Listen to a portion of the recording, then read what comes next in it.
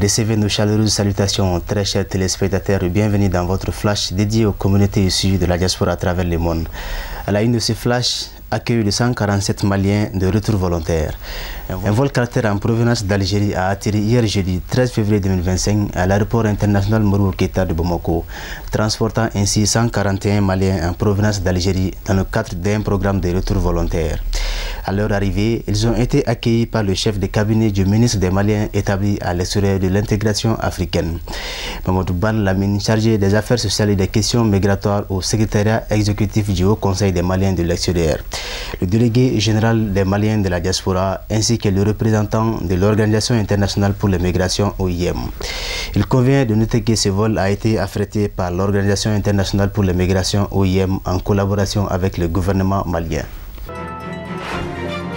À présent, faisons un tour au Congo. Signature d'un protocole d'accord entre la CNSS du Congo et l'INPS du Mali pour la protection sociale des travailleurs migrants.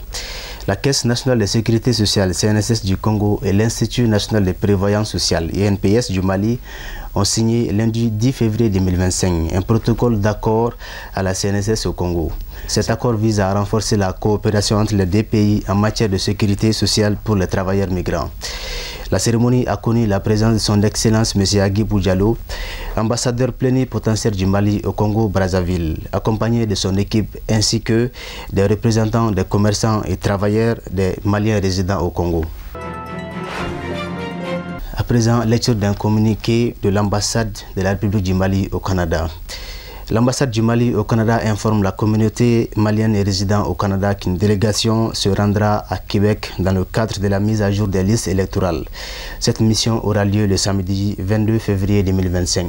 À cette occasion, l'ambassade invite les compatriotes non inscrits sur les listes électorales du Canada, ceux enrôlés à l'extérieur du pays et disposant de leur carte d'identité biométrique, carte NINA ou fiche descriptive individuelle, à se présenter auprès de la délégation afin de procéder à leur transfert sur les listes électorales du Canada. Par ailleurs, l'ambassade informe que le retrait des cartes biométriques pourra s'effectuer sur place et qu'il sera également possible de déposer des dossiers complets pour diverses demandes consulaires, a priori la législation et la transcription d'actes de naissance. La diaspora congolaise en Afrique du Sud lance un appel à des sanctions contre le Rwanda. À Pretoria, plusieurs centaines de manifestants congolais ont dénoncé le mardi 4 février 2025 l'inaction internationale face au conflit dans l'est de la République démocratique du Congo.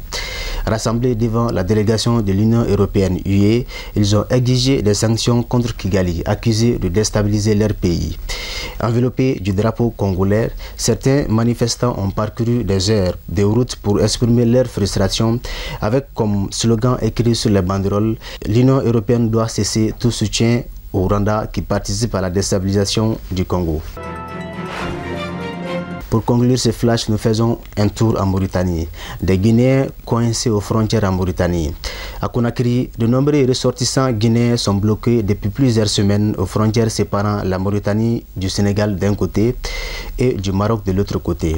Parmi eux, certains reviennent d'Europe, mais leur voyage terrestre est entravé par l'exigence d'un visa électronique imposé par la Mauritanie. Cependant, les autorités du pays dirigées par Mohamed Ould El Ghazouani refusent de leur accorder ce précieux document, les empêchant ainsi de poursuivre leur route.